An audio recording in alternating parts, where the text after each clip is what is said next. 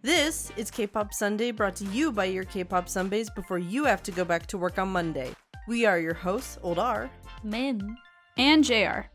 Hello, and welcome to episode 49, also known as Season 3, Episode 5. And today we will be discussing some of our favorite songs, music videos, and K-dramas about time travel, and memories. And or remembering the past. You know, time. Science stuff. Who knows? What is time? I don't know. Anyway, let's just start. What's some favorite time-related things? Alright, I'll start us off. My first pick is the 2016 K-drama Signal. It's a mystery crime thriller drama about a detective that finds an old walkie-talkie and discovers that he's able to interact with another detective from about 15 years in the past. So, two timelines are kind of happening at the same time. The main deal is that this detective in the current day feels compelled to solve a cold case from the time of the detective on the other end of the walkie-talkie. So there's no actual, interaction outside of the walkie-talkie, but yeah, information is passed back and forth. The acting in this show is top tier, the writing is super interesting, and an idol makes an appearance. SF9's Chani is in it. Although this is pre-debut Chani, he had not yet debuted in SF9 yet. I highly recommend it, and many other K-drama fans would too. It's one of the highest rated K-dramas ever, but since it did come out in 2016, I feel like people don't really talk about it anymore, just because it's so far gone at this point. But yeah, highly recommend if you like thrillers, mystery, crime. It's got it all. And from what I remember, it's been a while since I watched it. From what I remember, the ending was really good, which we have discussed this before. Not all K-dramas end well. But yeah, this one I highly recommend. It sounds like something that I would watch. It's got the connection to the past with the time travel. Not really time travel, but, communicating with the past. But also, I do like thrillers. Yeah, I do like mystery stuff. So I went and looked it up after I saw you writing about this. I went and looked it up on Viki, and it's for free on there. So I've added it to my watch list. So that'll be my next drama Good. I'll watch. And it's pretty short, though, isn't it? It's not a lot of episodes. No, it's 16, I believe. The normal 1 hour, 16 it's episode the standard, run. Yeah. Yeah, Seems doable. Oldar, why don't you tell us your first pick? In a similar vein to JR, I also started off with a drama, and this one came out in 2012 called Dr. Jin. It was based on a Japanese manga and drama. It starred Song Seung-hyun, Park Min-young, and Kim Jae-jung from JYJ. It's basically where a neurosurgeon ends up in the Joseon period and has to navigate the past while treating patients and getting dragged into politics. Watching it stressed me out.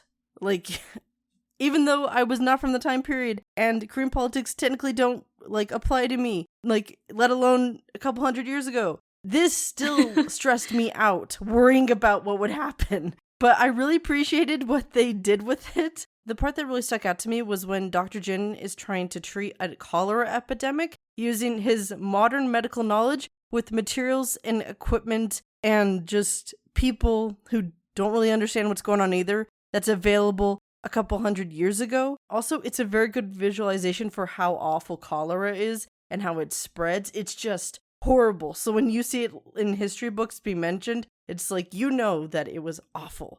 So if you like mysteries and being sad and being stressed out, I highly recommend that you give it a shot because it is very interesting. Also, if you are a Jae-jung fan, it's not a role you're used to seeing him in. If you see him in Manhole, Ooh. It is nothing like that. I love how Manhole is the baseline for Jae-jung dramas.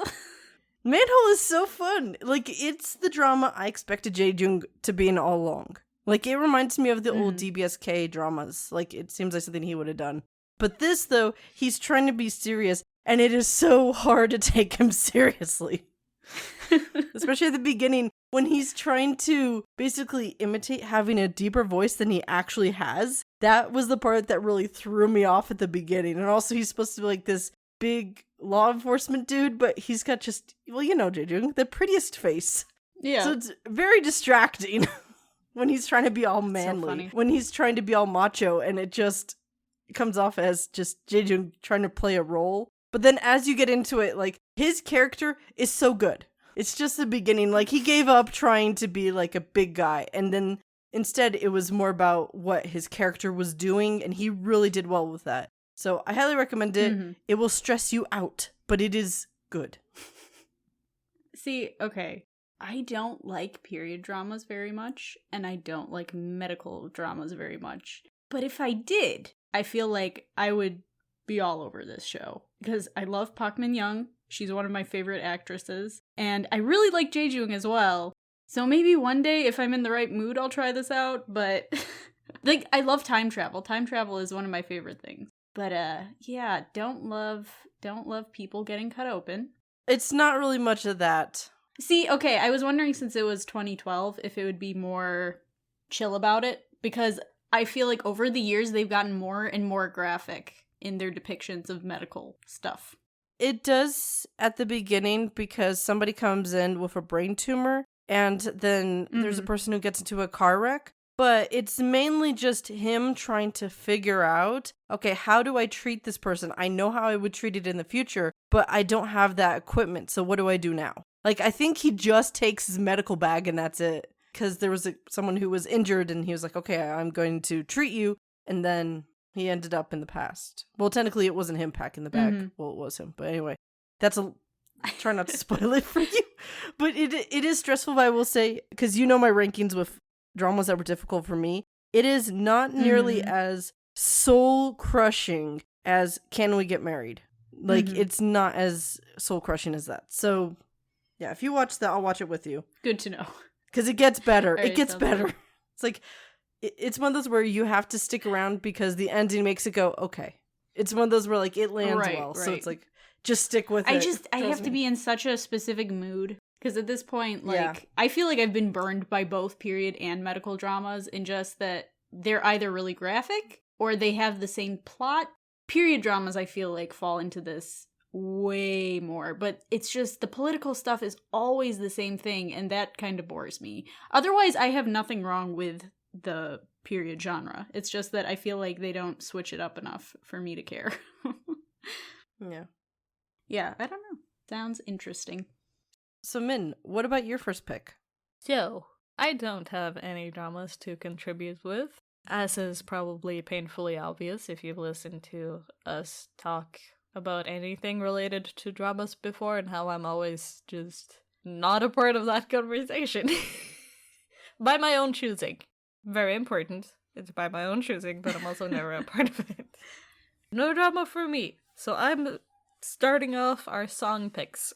And I'm starting us off on a strange one, because I'm here to make our playlists as much of a chaotic mess as possible. But the song that I'm starting off with is Time Bomb by Aisha, who was a pretty short-lived girl group, as most Nugu groups tend to be. But anyhow, Time Bomb, the song, is basically about not being able to take any more stupidity from a boy, and them, the girls, being taking time bombs. Questionable, yes. But they do count down, and they do say, "TikTok, I'm time bomb." That an A. So it's loosely about time. It fits the theme. It's time related. Clocks. It's from 2016, so be prepared for low quality K-pop from 2016. Yeah. I don't have anything more deep to say about it. It's not a very deep song, okay? It is super catchy, though. Like, I feel like it's a pretty well done song, given how low budget everything seems to be. Yeah. The chorus will definitely get stuck in your head. But I do take issue, and this has nothing to do with the time part of it. I do take issue with the styling, because they put them in the smallest school uniforms I have ever seen. And then they kind of parallel that with them being in a club, dressed very provocatively, and like, when you're a high schooler, you cannot get into those clubs. So, it just all seems like a bad idea on multiple levels. Korean music and just like the Korean music industry does tend to like sexualize the schoolgirl at times. And I guess kind of the schoolboy. I don't know if I've ever seen, at least to the degree they do with the schoolgirl uniforms on a boy There's group. about one instance where that has happened. Oh yeah? That I can think of. Yeah. Yeah. People complained about the boys' shorts were being too short. Anyway, please finish up opinions of Time Bomb and we will move on. Just bad ideas. Bad styling choices. Yeah. The styling was definitely questionable, but I felt like the song was very good. Like, the song, I felt like didn't match the rest of it because it was so good. I was not expecting it to be good. And also, a lot of artists from smaller labels, they tend to not, I don't want to say they're camera shy, but like they don't really follow very well. But these girls were clearly experienced enough to like know where to look and how and stuff like that. They seemed very confident in front of cameras, which there's some small groups that, well, we've discussed this amongst ourselves, where they clearly don't want to be there. They're like, get me out. Yeah. Was this their debut song? This was their second single, I believe. So Okay, still pretty strong for a early, low budget group. Yeah, it was a good song. I agree. Yes. Very nice. Definitely give it a listen. Shall we move on? JR, do you have a music choice this time around? I do. Yes, my second pick is GFriend's 2016 track. I love 2016. 2015 and 2016 had some great stuff. Their 2016 track, Rough, which, as some of you know, the Korean name for the song translates to Run Through Time. And this was released back at the beginning of the girl's career, so they were still doing the whole schoolgirl concept. I think they had a series, and this was the last song in that series that followed the schoolgirl concept. And that, of course, carried over into the song in both concept and the lyrics. So, though it's not, like, explicitly stated, the overall theme is that they're too young to properly express the emotions that they're feeling, and that if they could, they would run through time and grow up, and then they would be able to confidently grab their love's hand and stand firm against the crazy world that they're living in. There's no real story, unless I was looking at a performance video. I don't think I was, but the music video for it is pretty much a performance video with the members dancing in different settings of a school. And besides the song having elements of time in it, the choreography also has elements of clock imagery, which I think is really pretty. I think they incorporated it really well. And this is mostly shown in their hand motions, which mimic the hands of a clock. But there's also a part at the end where they're all standing in a line and their arms are outstretched, which also mimics a clock. But it's a really pretty song. I love their use of like orchestral instruments along with like kind of rock instruments and how those meld together. But yeah, it's just super catchy and easily one of my all-time favorite K-pop songs. Yeah, this was on when I was making a list of possible songs to talk about at the beginning of the year. This was on there just because I really like it. It's actually my favorite GFriend song. Mm-hmm. Same. It's just really well done. The song is good, the choreography is good, and there is a sort of storyline with like them trying to run and like meet each other, but it's just really impressive. It doesn't go over the top with the schoolgirl thing. It's like, yes, they are at school, but it's like age appropriate, unlike our last people. So I can appreciate that. Yeah. And the dance to the song is so iconic. Like, Yeah. GFriends earlier, in their earlier days, they did a lot of group formations that are incredibly sharp and just looks so good, and it's mesmerizing to watch. And also that one kick is iconic, and at every single random K-pop dance event I've been to, everybody does that one kick. Don't know any part of the dance, but you do know the kick. That's about it. Oh, I love it. Alrighty. Oldar, give us your second pick, please. So my second pick is Monsta X's music video from 2017, Dramarama. The music video is a short drama involving the members and wristwatches that let them go back in time. Hyungwon is a time traveler from 2047 who has gone rogue and is the owner/guardian of these watches. He gives them to two of his members, Kihyun and Minhyuk. Kihyun tries to save Juhyun from dying in a car wreck in 2015, Well, Minhyuk goes to 2017 and meets his long-lost brother I.M. while they're being chased by men in suits. Meanwhile, Wonho has his own watch in the future, but goes back to 2017 to practice what I think is Kumdo, which is the Korean version of Kendo, with Shonu. And at one point, Shonu takes a shower. That's just, he's Yep. just, he's doing a support that he goes and takes a shower. That's what his role in this is. And aside from that, I do like the details in this music video, because there was a lot of times when I was rewinding the music video to try to find, okay, what year is he from? Okay, then what year is he going to? And then he's doing this and like the back and forth thing. And also, like, at the beginning, there's someone who has a newspaper in English and you can read the headlines of it. And also, Dramarama is probably my favorite song of theirs as well, because previously I'd only heard Shine Forever, Hero, and Trespass. So this is very different from those. It is. Also, I love how even the opening of the song is very dramatic. Just like how like the dance is while they're doing that. I like the drama in the beginning with how the members are starting to sing and how they're moving with it. It just really adds to the experience and wasn't really something I was expecting from them. Drama llama. I'm sad that they didn't say that. Well, they do. There is a couple points where Juhun says it. Juhoney. He goes by Juhoney now. I feel like we should. I don't know why he did that. Why did he change it to Juhoney? That was such a weird. Isn't it because his fans kept calling him that and it was kind of a nickname and they just went with it? Yeah, but you don't just typically kinda rolled change with your it. stage name to your nickname. That's a very interesting choice. But they do say drama llama, I think, because the R and L sound in Korean is sometimes interchangeable. Is that your whole comment, Min? Drama llama? She loves that, yeah. Yeah. That's fair. Yeah, when this song came out, it kind of was the point where I dropped off the Monsta X train, because like you said, it was a shift from their other music, and I didn't like it at all. But coming back to it like 4 years later, I'm not really sure why I disliked it so much. Maybe because it was such a departure from their old sound. But listening back now, I think it's fine. It's not my favorite song of theirs by any means, but the styling is really great. I think red and black are great for them.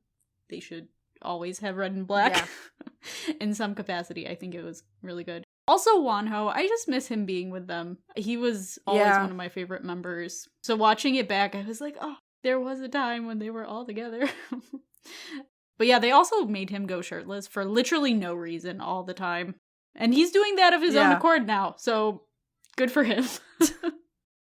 Yeah, I also had the same experience as JR with not really liking the song when it first came out. And then upon re-listening to it now, it's like, oh, it's not that bad. Yeah. I agree. Yeah. I am so used to them not being with him. Like going back and watching Wonho being with the group, it's like maybe that this is just my thinking, but isn't it just Shonu who's the big guy? Like that was the thing that I didn't think about till Dramarama, was that it's like, oh, Shonu there's another big guy in the group who could sort of go up against him. So he doesn't have another big boy with him. Yeah. Like the members are tall, but not, like the buff. Yeah, Shonu, they always make a point of being like, he's so tall and he can't like raise his arms over his head because his arms are so big. I remember seeing them talk about that in a reality show. I don't know which one it was, but I just thought it was so funny. I miss that. But yeah. Good times. So, Min, what's your next pick? My next one is actually also a song that I didn't like upon original release. I really didn't care for this song when it originally came out. Now that it's been many years, I don't dislike it as strongly. This is my favorite song by them.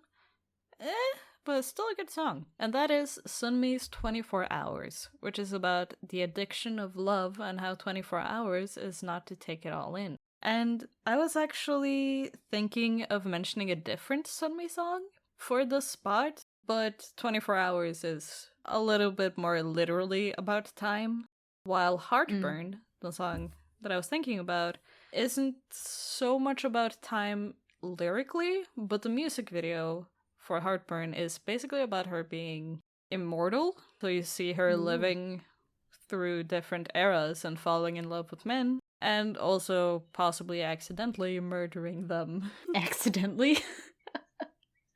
Oh, that's funny. Who knows? She does really care for these men, because you can see her like holding mementos of them and remembering the times they spent together before they died. But it also kind of fits with 24 Hours in that way. I don't think there's quite as much murdering back then, but you know, they all vibe. Yeah. Sunmi, great. She's good songs. Happy she's still making music. Yeah, watching this back now after she's left JYP for so long, I feel like you can just really hear how much JYP pushes himself on his artists. I'm not sure, like, if that makes sense, because I feel like where the breaths are, you can totally tell it's a JYP song, but also her pronunciation of some of the words also sound so JYP, which, like, if you're not a JYP fan and have not listened to a lot of the stuff he's produced, I feel like you might not pick up on that, but I've heard quite a few songs produced by him, you know, like all that. And I feel like it's just so apparent. Yeah. But yeah, outside of like that part of it, which I don't love JYP's style. Let me just put that out there. I really like her hairstyle and like the color of it in this video. It's like this really pretty muted lavender. And it's very different than her more recent look that she's gone for. She's got like the long black hair and stuff. And like she styles it, but outside of that, it's not really changed up that much. Maybe I'm wrong. Maybe I just haven't seen her in a while. But it was weird seeing her in such a different styling than I'm used to. Another thing that I want to point out, I felt like the setup for the choreography scenes was just really weird and poorly done, because they have these shots where she's all the way to the left side of the screen and she's forward, and in the back are her backup dancers and they're all the way to the right of the screen. And I just think it makes for really ugly shots. It's like something was off with the blocking. I don't know, maybe that's just me. It doesn't really make her stand out more either, in my opinion, so I don't get it. I just don't get it. And final thing, the striped bodysuit is an affront to nature, and I don't know why they chose the stripes. Because the black and white ones, like the one that was just black, the one that was just white, super pretty. Something about that striped bodysuit, though, is terrible. It's also the fit, I feel like. The fit on her. Like, it's not about, like, her size. It's just that fabric, with the way it was made, is not great. Because when I saw it, it made me think that they were either trying to make her look like she was a prisoner or a Cheshire cat. Like, it's one of those two that they were thinking of. Yeah, I feel like it was risque enough so that later Guyan could come out with Paradise Lost and just take it all out. I thought they were the same person, like, before actually diving into the two separate people. Like, they're just so similar in styling for those two songs. I thought it was by the same person. They were. So Yeah. Well, I remember I saw 24 Hours before I knew the individual members of Wonder Girls. Because I knew Wonder Girls, like, obviously. But her style in 24 Hours was so different than anything she was in with Wonder Girls, to where I did not recognize her. Like, it took me a long time to realize, oh, those are the Sunmi from Wonder Girls is the same Sunmi here. That was so hard for me until Why So Lonely. Then it's like, I see it now. It's actually my second favorite song by hers. My first one was You Can't Sit With Us. I don't think that's the actual name of it. The song, what's it called? No, yeah, I it's think called it You is Can't Sit With Us.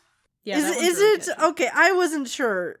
I wasn't sure if that was the title. Yeah, I just love the style. Yeah, it is. Okay, You Can't Sit With Us. Thank you. Just had to double check. But I loved the styling of it. Just everything about it felt like a culmination of all the work, like especially solo work she's been doing over the last few years. And I just love it so much. It's like, so good. Just a little bit ago, Jara mentioned how this song sounds very much like a JYP song, which is correct. But a big reasoning to that is because JYP personally did the songwriting, composing, producing, arrangement, all the instruments, and backing vocals to this Oh track. my gosh. Good making grief. Wow. it the first project in 13 years that JYP went all in on since Park Ji-yoon's coming of age ceremony. Oh What? my gosh. No. You could tell. You could tell. It's very apparent, I feel like. That's wild. He Wow. has a type of song he likes to give his female artists, and that's why the clothing are that way. Yeah. That's why this is this way. She wasn't, like, way too young when this song came out, was she? So she was 21, so, she was was an adult. Okay. Okay. She at least was just an adult. in case. Let's move into our final picks of the episode. Cool. All right. My final pick is Kim Sung-gyu's 2012 solo debut song, 60 Seconds. And this is a very bittersweet track. It's about falling in love with someone within 60 seconds of meeting them, and also breaking up with that person within 60 seconds. The idea of it kind of reminded me of the lyrics, not anything else about it. The lyrics of Lee Hyori's 10 Minutes, but it's not mean, but just the idea of just quickly falling in love. When I read your description of it, reminded me of it immediately. The song, nothing to do with that. So Lee Hyori's 10 Minutes is not mean. No, it is. It's very okay. mean. This is very. This is not. Interesting. It's falling in Yeah. love very quickly. But Lee Hyori's song, like this was like song of the year in a lot of places. But no, this one is Okay, like falling in love sounds quickly, good. but not in a way that's cruel to somebody. Right. It's like, this is very much a mutual, like, they both kind of love at first sight type thing. So, let me talk about the music video a little bit. The music video follows a couple's story with L, Sunggyu's fellow Infinite member. So, it follows L's love story with the main female lead. They meet, fall in love, have good times together, and then just as quickly as all that happens, they break up, and L returns a couple ring, signifying the end of the relationship. It's all very dramatic. So the music video has a lot of clock imagery, as well as sped up and slowed down shots to signify the passage of time, or lack thereof. And obviously the lyrics also have time as a focal point, because it takes 60 seconds for all this to happen. I'm a huge fan of Sungyu as a solo artist, as we know. I love Infinite's music as well. But Sungyu really has, like, the more rock elements, because he's a big fan of Nell, he's a big fan of Noel, I think, as well. Maybe I'm getting that wrong, but I know he likes Nell. But yeah, I just think this is a really strong solo debut. He's gotten a lot of awards for his solo work, and I think it shows off his voice beautifully and has such an interesting take on a love song, and because it's also a breakup song at the same time. I thought it was a very well done concept. Yeah, I thought the song was very quality, but I expect that from him. Like, when you're gonna see something from a member of Infinite, I feel like I can say this about all the members. When they get into something, it's gonna be good. Like, they're not gonna be slacking or half-hearted or anything like that. Good song. I was very confused by the romantic interest's shoes. Because you see her walking out of the coffee shop in stilettos with the platform, and I'm like, okay. And then later, she walks outside and it's raining, and then she's wearing, like, pleather chunky heels, which is more weather appropriate than the stilettos from earlier in the music video, but still. Not for a barista. Give her some normal shoes. I know. She is going to have foot pain at the end of the night, that's for sure. Yeah. It just ends with her at the pharmacy, wrapping her toes. Yeah. But yeah, that's my last pick. Oldar, why don't you give us yours? So my final pick is the 2019 song Chronosaurus by Stray Kids. One of my friends is a huge stay, and she had a playlist going when she was hanging out in my apartment in Korea, and it had this song, and I immediately fell in love with it. I remember we were talking and having dinner, and I was like, shush. What is this song? You need to explain this to me immediately. I love it so much.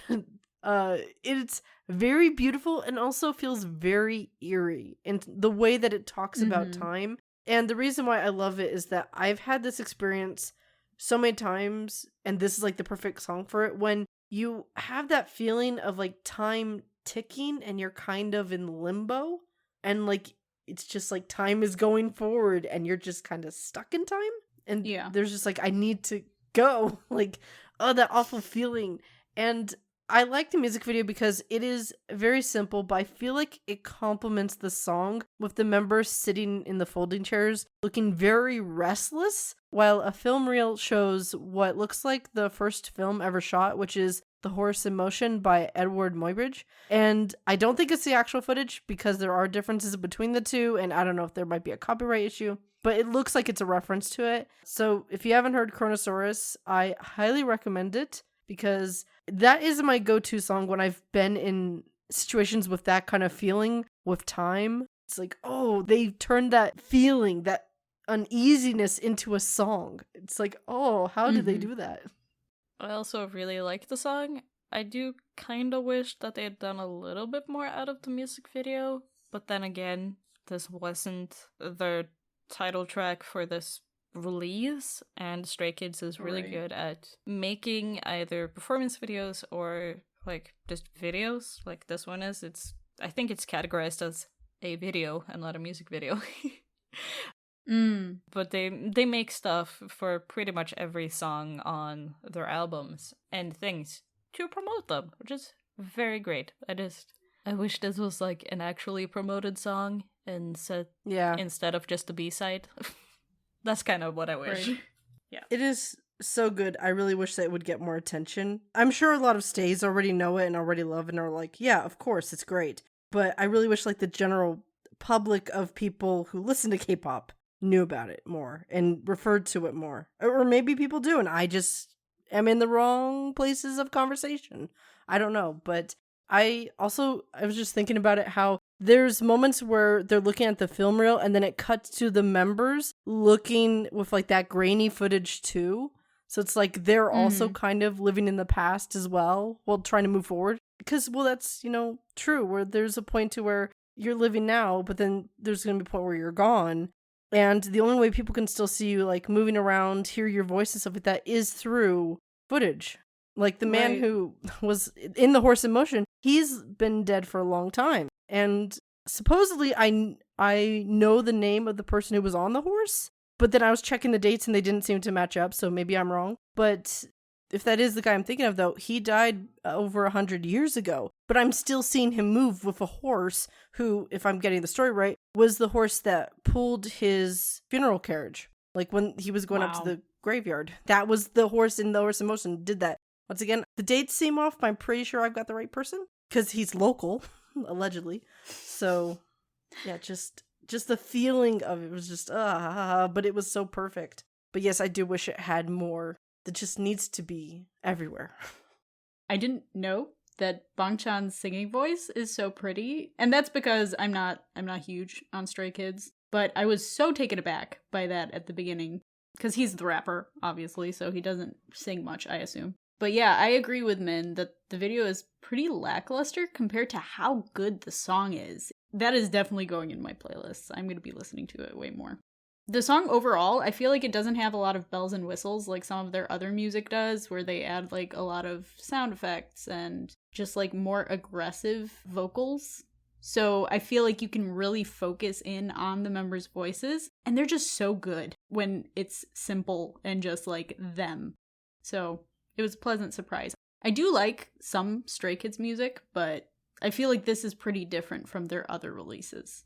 Yeah, at least from stuff that I've previously heard, like if you're considering like God's Menu, Backdoor, Love God's Miro, Menu, which was from this area. Oh yeah, that is a whole other topic for another day because it's so good. But this one though feels like very much like a hidden gem where it's like, oh, we've got this very good song, but you wouldn't know that if you didn't pay attention to this. Technically, it's a B-side, so they have a lot more softer B-sides. It's usually the title tracks that are more hard-hitting, so it is what it is. So Min, what's your last pick? My last pick, and also the last song for this episode, is probably one of my favorite 2022 releases, actually. And that is Choice's Do What I Do, which is about time passing on and how we all are while it's continuing on. But no matter how hard it gets, it's okay to take breaks and to just continue doing your thing. Just do what you do. Keep on living. It's just nice. It's uplifting. This was actually my Black Day pick for the thing that we never posted. This was gonna be it to contrast all the depression. That's great. Yeah. Yeah, it's a really feel-good song, and I think it really captures how people feel about the passage of time, just in a realistic way, and kind of, this is how this feels. And you're like, yeah. That is how that feels. Yeah. I know of, did you pronounce it Choiza? Because I was looking at his Korean spelling, and it was like Choeja. Do people pronounce it Choeja? I pronounce it Choiza, I believe. I just okay, because I've always She was the thought Romanized. Yeah, Choiza. Choeja. I don't know. Think I know these men? No. Yeah, that's the thing, because it also features Ijuk, and I don't know how to pronounce the other guy's name. I think it was only consonants. There was no vowels in there. But I don't know Ijak's music well. I've only ever heard him sing ballads, so I was really surprised to see him on this. But yeah, Choiza, I really only know of him from some of his past decisions and relationships. So I think this might be the first time I actually listened to a song of his. I don't know if his other stuff is in this genre. I feel like it's probably not, but I really like this song. And I think the shots of the three of the singers dancing together were super fun and cute. But yeah, big fan. Yeah, I've only ever heard of his real life drama, as JR said. So I never had an interest in his music because of it. However, I do think this song could be good for being uplifting for adults and helping them keep perspective when they're going through a rough time. Mm-hmm. It's a good song. I knew you guys hadn't listened to it because I know you would have talked about it had I showed it to you earlier. Yeah. Yeah. So I've just kept it from you until now. You know us so well. Yeah. But it's a good song. And the music video is so well made. Go listen. Go watch. It's so great. Well, wasn't that a fun jaunt through time? Time is a very interesting topic, and there are so many great songs, music videos, and dramas that are about it. If you haven't had the chance to get to know any of these works before this episode, we hope they've piqued your interest enough and that you'll take the time to do so after listening to us. Speaking of time, as the next episode is our 50th, can you guys believe that we are on 50 episodes? It's 50. crazy. Us, of all people, sticking with something this long. Remember how, like, in the first 10 episodes, we were like, this isn't gonna last. Anyway, we will be releasing that episode close to when our 3rd anniversary of this podcast is. Once again, can y'all believe we've been doing this for 3 years? Absolutely wild. Yeah, so we're gonna get into our reactions over that next time. Our next episode will be discussing that. We hope you look forward to it. Anyway, JR, take it away. Thank you for listening. If you enjoyed this episode, then please make sure to rate, subscribe, follow, and tell your friends about us. If you want to interact with us or just see more of our content, then you can follow us on Twitter at KpopSundays or on our other social media platforms, which will be in the description. Also, don't forget that our next episode comes out on September 18th, 2022. Thanks, everyone. Bye. Bye. 안녕.